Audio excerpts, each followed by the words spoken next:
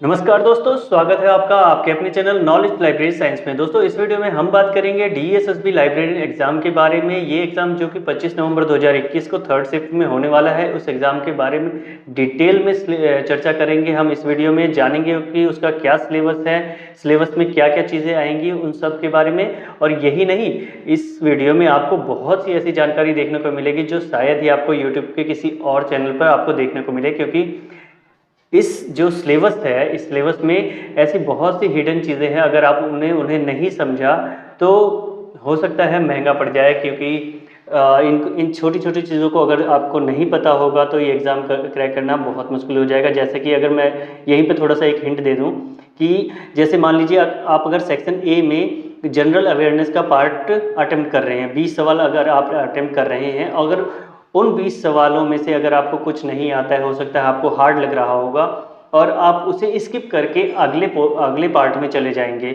आप अगर चले जाएंगे जनरल इंटेलिजेंस वाले पार्ट में, तो क्या होगा कि वो वापस, अगर आप चाहेंगे कि वापस जाके मैं जनरल अवेयरनेस के उस सवाल को देख लूँ और एक बार फिर से चेक कर लूँ कि वो सही है या गलत है, तो ये टाइम या फिर ये फैसिलिटी डीएसएसबी एग्ज़ाम नहीं देता है। ठीक है, इस तरह की फैसिलिटी डीएसएसबी नहीं देता है कि आप वापस जाके एग्ज़ाम में माफ़ कीजिए, वापस जाके आप जनरल अवेयरनेस वाले पार्ट में या किसी और पार्ट में जाके कोई और आंसर टिक कर पाएँ। ठीक है, तो ऐसी बहुत सारी डिटेल्स होंगी जो आपको मैं इस वीडियो में बताऊंगा। तो चलिए आइए देख लेते हैं हम अपने डीएसएसबी एग्ज़ाम के सिलेबस के बारे में। डिटेल में सिलेबस की चर्चा करेंगे।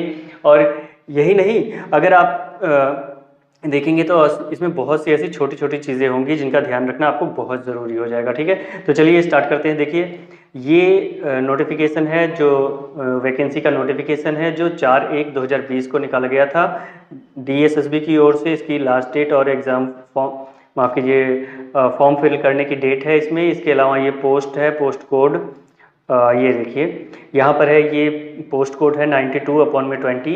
ये लाइब्रेरियन का पोस्ट कोड है। इसके अलावा 4600 पे ग्रेड है, ग्रेड बी की जॉब होगी।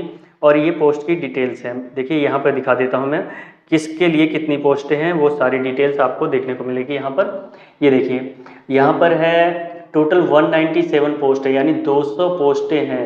ठीक है, बहुत पोस्ट होती है ये 200 पोस्ट लाइब्रेरियन के लिए। लाइब्रेरियन की फील्ड में वैसे ही आप जानते हैं कि बहुत कम पोस्टें आती हैं, तो ये 200 पोस्ट तो वाकई में बहुत ज़्यादा है। इसमें से ईडब्ल्यूएस के लिए 9 पोस्ट है, 81 जनरल कैटेगरी के लिए है, ओबीसी के लिए 61 और 14 पोस्ट है एससी के लिए, एसटी के लिए 32 है। पीडब्ल्यूडी में 4 पोस्टें हैं ओएच और एचएच कैटेगरी के लिए। इसके अलावा यहाँ पर जो क्वालिफिकेशन अगर मांगी गई थी तो वो ग्रेजुएशन मांगा गया था, ग्रेजुएशन के साथ में बीलिब, और उसके साथ में थर्ड कंडीशन थी कि 2 साल का एक्सपीरियंस हो या तो कंप्यूटर एप्लीकेशन का कोर्स होना चाहिए 1 साल वाला। ठीक है, तो ये तो खैर जिसके पास रही होगी क्वालिफिकेशंस उसी ने ये फॉर्म फिल करा होगा। तो चलिए आइए देख लेते हैं इसमें और क्या है। ये पे ग्रेड है, देखिए 4600 पे ग्रेड की बी ग्रेड की जॉब है, बहुत ही अच्छी जॉब है।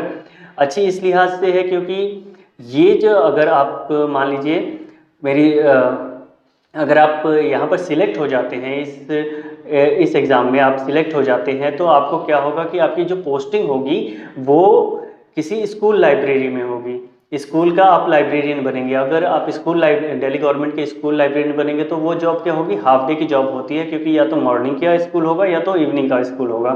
ठीक है, तो हाफ डे की जॉब हो जाएगी। हाफ डे में आप अपना स्कूल अटेंड करिए, अपनी लाइब्रेरी को संभालिए, और आप हाफ डे में आप कुछ और भी काम कर सकते हैं अगर आप चाहें तो। ठीक है, तो हाफ डे की जॉब होगी, इस लिहाज से बहुत अच्छी जॉब है और अच्छा खासा है। इसमें आपकी पोस्ट की वैल्यू भी होती है, पीजीटी के लगभग आपको बराबर ही समझा जाता है। देखिए ये फॉर्म फिल करने की डिटेल्स थी और मोड ऑफ सिलेक्शन है, यहाँ पे एग्जामिनेशन स्कीम है। ठीक है, देखिए एग्ज़ाम क्या होगा, देखिए आगे मैं बता देता हूँ। इसमें जो एग्ज़ाम होगा वो ऑनलाइन एग्ज़ाम होगा। ठीक है, ऑनलाइन एग्ज़ाम होगा, कंप्यूटर पर एग्ज़ाम होगा आपका। ठीक है, ऑनलाइन एग्ज़ाम होगा। इसके अलावा क्या होगा, ऑनलाइन एग्ज़ाम में आपके यहाँ पर 2 सेक्शन होंगे। एक सेक्शन होगा ए और एक सेक्शन होगा बी। सेक्शन ए जो होगा वो 100 मार्क्स का होगा और सेक्शन बी जो होगा वो भी 100 मार्क्स का होगा। ठीक है, दोनों 100 मार्क्स के होंगे। और जिसमें 100 मार्क्स में ए में जो होगा वहाँ पे जनरल अवेयरनेस होगी। जनरल अवेयरनेस में करंट अफेयर के साथ साथ हिस्ट्री, पॉलिटी, स्पोर्ट्स हो गया, कल्चर हो गया, geography, economics, everyday science, science research, national international organisation and institution से रिलेटेड बहुत से ऐसे सवाल बनेंगे। मोस्टली जो सवाल बनेंगे वो करंट अफेयर से बनेंगे, ठीक है। तो करंट अफेयर पर ज़्यादा ध्यान दीजिएगा। इसके अलावा मैं एक चीज़ और बता दूं कि अगर आप लोगों की ज़रूरत, अगर आप लोग चाहेंगे या आप लोगों को ज़रूरत होगी तो मैं DSSB की जो हाल ही में एग्ज़ाम हुए हैं उनके एग्जैक्ट क्वेश्चन पेपर आपको इस चैनल पर प्रोवाइड करा दूंगा, ताकि आपको अंदाज़ा लग जाए कि किस तरह से हमारे जो एग्ज़ाम होंगे, DSSB का लाइब्रेरियन का एग्ज़ाम होगा, तो उसमें जो जनरल अवेयरनेस वाला ये पार्ट होगा वहाँ पर किस तरह से सवाल बन सकते हैं। तो वो सारी चीज़ें मैं आपको जो पुराने क्वेश्चन पेपर्स होंगे DSSB के, उनसे मैं वीडियो के थ्रू प्रोवाइड करवा दूंगा, ठीक है। तो देख लीजिए यहाँ पर और क्या चीज़ें हैं। तो यहाँ पर जनरल अवेयरनेस की मैंने बात कर ही ली है। इसके अलावा जनरल इंटेलिजेंस में या रीजनिंग की बात करेंगे तो वर्बल और नॉन वर्बल दोनों तरह की रीजनिंग आएगी। इसके अलावा अर्थमेटिक और मैथमेटिक्स के अंदर अर्थमेटिक और न्यूमेरिकल एबिलिटी आएगी। इसके अलावा हो सकता है कि मेंसुरेशन का भी कुछ पार्ट्स आ जाए, और एडवांस मैथमेटिक्स का भी कुछ आता है, DSSB में अक्सर देखा गया है। इसके अलावा जो चौथा पार्ट होगा वो हिंदी और इंग्लिश का होगा, ठीक है। दोनों बराबर सवाल आएंगे इसमें, हिंदी और इंग्लिश ग्रामर के आएंगे, ठीक है। कंप्रीहेंशन भी होगा और ग्रामर भी होगा। इसके अलावा आगे देखें तो इसका जो सेक्शन B है, इसकी बात मैं अगर करूँ तो यहाँ पे एक नया अपडेट आया था। तो अगर आपको ज़रूरत होगी तो आप वीडियो में कमेंट करिएगा, तो मैं आपको बताऊंगा कि 20 मार्क्स का एक्स्ट्रा यहाँ पर कुछ इंक्लूड हुआ है। तो वो चीज़ें जब आप पूछेंगे तभी मैं बताऊंगा। बाकी यहाँ पर देख लीजिए सेक्शन B के अंदर क्या होगा, वो 100 मार्क्स का लाइब्रेरी साइंस का सवाल पूछे जाएंगे, और वो कौन कौन से सेक्शन से सवाल पूछे जाएंगे वो भी मैं आगे अभी बताने वाला हूँ। तो चलिए आगे देखते हैं। और जो ये एग्ज़ाम होगा ये टायर 1 का एग्ज़ाम है। टायर 1 मतलब एक टायर का एग्ज़ाम होगा और इसमें 2 पार्ट होंगे, ठीक है। 2 पार्ट यही होंगे, A और B, ठीक। और इसके अलावा आगे देख लेते हैं कि इसमें क्या खास है। ये सारी डिटेल्स थी जो फॉर्म फिल करने की है। यहाँ पर शायद हाँ, यहाँ पर डिटेल्स है कि क्या क्या चीज़ें आपको एग्जामिनेशन के टाइम पर लेके जानी है, क्या नहीं ले जाना है, रूल्स एंड रेगुलेशन है। और आगे देख लेते हैं। ये देखिए, ये जो सिलेबस है ये रहा, थोड़ा बड़ा करके दिखाता हूँ। ये देखिए ये सिलेबस है। तो इसमें ये देखिए जो 1 टायर एग्ज़ाम होगा, पोस्ट कोड है 87/20 से लेकर 92/20 से लेकर 20 से लेकर 93/20 तक। इसके जो एग्ज़ाम होंगे वो टायर 1 एग्ज़ाम होगा। 2 घंटे का एग्ज़ाम होगा, 200 क्वेश्चंस होंगे और 200 मार्क्स का एग्ज़ाम होगा, ठीक है। ये देखिए 200 क्वेश्चंस होंगे और 200 मार्क्स का ये एग्ज़ाम होगा, ठीक है। इसके अलावा अब देखिए इसका डिस्ट्रीब्यूशन कैसे कर रखा है इन्होंने। तो सेक्शन A में जो होगा वो जनरल अवेयरनेस, जनरल रीजनिंग और अर्थमेटिक हो गया, और यहाँ पर हिंदी कंप्रीहेंशन और इसके अलावा इंग्लिश कंप्रीहेंशन और उसमें ग्रामर हो जाएगा, ठीक है। इसके अलावा अगर और देखें तो जो सेक्शन B है, सेक्शन B में केवल इस सेक्शन B के अंदर केवल लाइब्रेरी साइंस के क्वेश्चंस पूछे जाएंगे। इसके अलावा 20 मार्क्स का और भी कुछ चीज़ें ऐड हुई हैं, वो चीज़ें आप कमेंट में अगर पूछते हैं तो मैं बता दूंगा। अब देखिए खास चीज़ मैं क्या बताने वाला था यहाँ पर आपको, एक चीज़ और वो है, वो सबसे इम्पोर्टेंट चीज़ ये हो जाएगी कि ये देखिए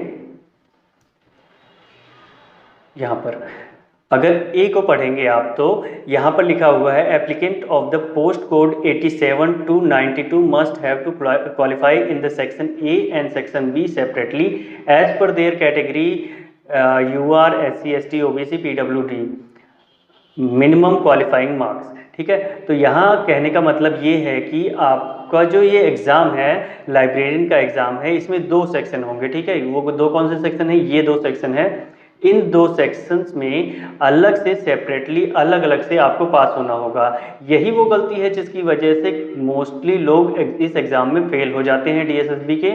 उन्हें यही नहीं पता होता कि इस एग्ज़ाम में आपको सेपरेटली सेक्शन A में भी पास होना है, सेक्शन B में भी पास होना है। जब आप दोनों जगह पास हो जाते हैं तभी जाके आपको एक मेरिट लिस्ट में आपको काउंट किया जाएगा। मान लीजिए आपने केवल सेक्शन B में ही आपका सब्जेक्ट है, आपने पूरे 100 मार्क्स यहीं पर ला लिए, जबकि ए सेक्शन में आप 0 लाते हैं तो आपके कोई यहाँ पर कोई मार्क्स काउंट नहीं होगा, आप पास क्वालिफाई ही नहीं होंगे। इसीलिए मैं ये बताना चाह रहा हूँ कि कोई आप मान लीजिए आप अपने सब्जेक्ट में बहुत ही अच्छे हैं, केवल एक अपने सब्जेक्ट में एक्सपर्ट होने से ही यहाँ काम नहीं चलेगा, आपको सेक्शन ए में भी मार्क्स लाने होंगे, तभी आपका यहाँ पर सिलेक्शन हो सकता है। ठीक है, यहाँ पे जो फाइनल मेरिट लिस्ट बनेगी वो बनेगी इन दोनों को क्वालिफाइंग मार्क्स को जोड़ने के बाद फिर एक फाइनल मेरिट लिस्ट बनेगी। ठीक है, तो ये बहुत ही इंपॉर्टेंट खास चीज़ें थी। अब देख लीजिए यहाँ पर जो क्वालिफाइंग मार्क्स होगा वो जनरल कैटेगरी के लिए 40% होगा, ओबीसी के लिए 35% और SC ST के लिए 30% और एक्स सर्विसमैन के लिए 5% और रिलैक्सेशन है। ठीक है, तो ये खास चीज़ें थी इसके बारे में, जिसकी वजह से एग्जाम में अक्सर लोग फेल हो जाते हैं। इसके अलावा इसमें जो नेगेटिव मार्किंग होगी वो होगी 1/4 नेगेटिव मार्किंग होगी। ठीक है, यानी 0.25% जो होगी वो नेगेटिव मार्किंग होगी। ठीक है, अब आइए चर्चा कर लेते हैं इसके ऊपर कि हमारा जो लाइब्रेरियन का जो 100 मार्क्स का सिलेबस है उसके बारे में चर्चा कर लेते हैं। ठीक है, देखिए इस पार्ट में यहाँ पर देखेंगे तो यहाँ फर्स्ट यूनिट के अंदर 5 लॉ ऑफ लाइब्रेरी साइंस है, नेट रिसोर्स शेयरिंग से आएगा सवाल। ठीक है, इन सब के बारे में सवाल आएगा और हर एक टॉपिक से, यहाँ जितने भी टॉपिक आप देख रहे हैं, चाहे जो भी ये इफ्ला हो गया, FID हो गया, आइटलिस हो गया, ये चलिए मैं बता देता हूँ। जैसे कि ये एसोसिएशंस हैं, ठीक है, ये एसोसिएशंस हो गए और ऑर्गेनाइजेशन हो गया। एसोसिएशन और ऑर्गेनाइजेशन से तो बहुत ही सवाल बनते हैं और यहाँ पर जो कॉन्सेप्चुअल जो सवाल बनता है वो कभी इससे बन जाता है। ठीक है, इस वाले पोर्शन से काफ़ी कंसेप्चुअल सवाल बन जाते हैं और यहाँ से ये सवाल अक्सर लोगों का गलत हो जाता है। ठीक है, इस टॉपिक से सवाल हमेशा गलत होते हैं क्योंकि समझने में प्रॉब्लम आ जाती है। ठीक है, तो इन चीज़ों को बड़े ध्यान से करना है आप लोगों को। इसके अलावा अब देख लीजिए यहाँ ये सारे जो टॉपिक्स हैं, ये रेफरेंस सोर्सेज, आप अगर हमारे चैनल की वीडियोस में भी देखेंगे तो हमने सेपरेटली इन टॉपिक्स को लेकर, ये जो टॉपिक्स हैं इनको लेकर जो हाल फिलहाल में एग्ज़ाम हुए हैं या फिर जो हार्ड से हार्ड सवाल बन सकता है इस टॉपिक को लेकर, वो सब चीज़ें हम अपने चैनल पर प्लेलिस्ट में प्रोवाइड करा रहे हैं। अगर आप चेक करेंगे, ध्यान से देख रहे होंगे हमारे चैनल को, तो शायद आपको लोगों को पता भी होगा कि हमारे चैनल पर जो है वो क्वालिटी कंटेंट आपको आराम से देखने को मिल जाएगा लाइब्रेरी साइंस का। इसके अलावा अगर मैं बात करूं कि ये जो टॉपिक्स हैं, इन टॉपिक्स पे ऑलरेडी मैं काफ़ी अच्छी और बहुत ही अपडेटेड वीडियो बना चुका हूं, तो देख लीजिएगा अगर आप लोगों को ज़रूरत है तो। बाकी नहीं ज़रूरत है तो कोई बात नहीं, आगे बढ़ते हैं।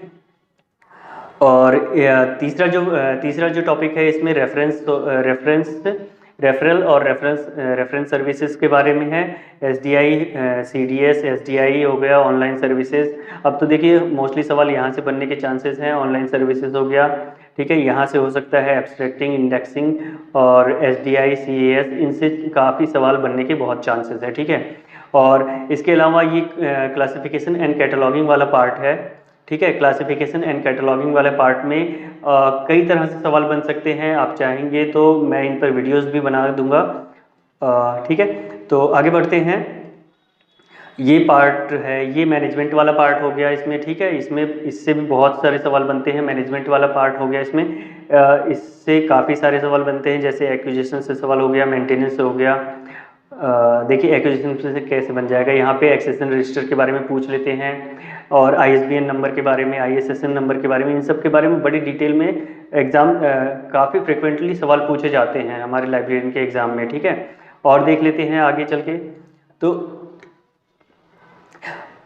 और ये रहा, ये कंप्यूटर वाला पार्ट है। कंप्यूटर वाले पार्ट में देख लीजिए ICT कंप्यूटर वाला पार्ट है। यहाँ पे क्या क्या सवाल बन सकते हैं, यही वो टॉपिक्स हैं, अगर आप ध्यान से देखेंगे तो केवल यही वो टॉपिक्स हैं जिनसे DSSB एग्जाम क्वेश्चन पेपर बनाने वाला है। इन टॉपिक्स को अगर आपने कर लिया ध्यान से तो डेफिनेटली, अगर एक एक टॉपिक को आप करते हैं तो डेफिनेटली ये एग्ज़ाम आराम से निकल जाने वाला है, आपसे क्वालिफाई कर जाएंगे। इन चीज़ों को बड़े ध्यान से, एक एक टॉपिक को अगर आप करते हैं तो। लेकिन अगर हल्के में करेंगे, एक एक टॉपिक को छोड़ते रहेंगे तो शायद ही, तब तो थोड़ा मुश्किल हो सकता है। बाकी मैं क्या करूँगा, अब देखिए मेरा टारगेट ये रहेगा कि मैं हर एक टॉपिक पे बहुत छोटी छोटी वीडियो बनाऊं और इस तरह इसकी जो वीडियोस मैं बनाऊंगा वो पूरी कंसेप्चुअल नहीं वो होगी, थोड़े से कॉन्सेप्ट और ज़्यादा से ज़्यादा फैक्ट इसलिए क्योंकि कॉन्सेप्ट हमने ऑलरेडी पढ़ रखे हैं, हमने अपने बीलिब और एमलिब के दौरान में हमने इनकी कॉन्सेप्ट तो पढ़ रखे हैं, बट हमें थोड़े बहुत जो फैक्ट हैं हम वो भूल जाते हैं, जिसकी वजह से अब मैं क्या करूँगा, क्योंकि हमारे एग्ज़ाम तो बहुत ही नज़दीक है, 1 से 1.5 महीने का टाइम है हमारे पास, तो मैं क्या करने वाला हूँ कि मैं एक एक टॉपिक जो है ये एक रिसोर्स शेयरिंग हो गया, 5 लॉ ऑफ लाइब्रेरी साइंस पे जितने भी सवाल बन सकते हैं कि एक लॉ कोई 5th लॉ है तो 5th लॉ पे कितने child growth, adult growth, growing organism, इनसे रिलेटेड जो भी सवाल बन सकते हैं, ठीक है, छोटी छोटी वीडियोस होंगी, उनको देखेंगे तो आपके लिए बहुत इजी हो जाएगा ये। और ये एसोसिएशंस हो गया, ये ऑर्गेनाइजेशंस हो गया, जैसे कि मैंने अभी और भी वीडियोस बना रखी है अपने चैनल पर, जैसे FID ले लीजिए, इफ्ला ले लीजिए कि संघों का संघ इफ्ला होता है और इफ्ला के ही पार्ट हैं हमारे ILA हो गया, ALA हो गया, अमेरिकन लाइब्रेरी एसोसिएशन हो गया, ये सब किसके इफ्ला के पार्ट हैं, ठीक है।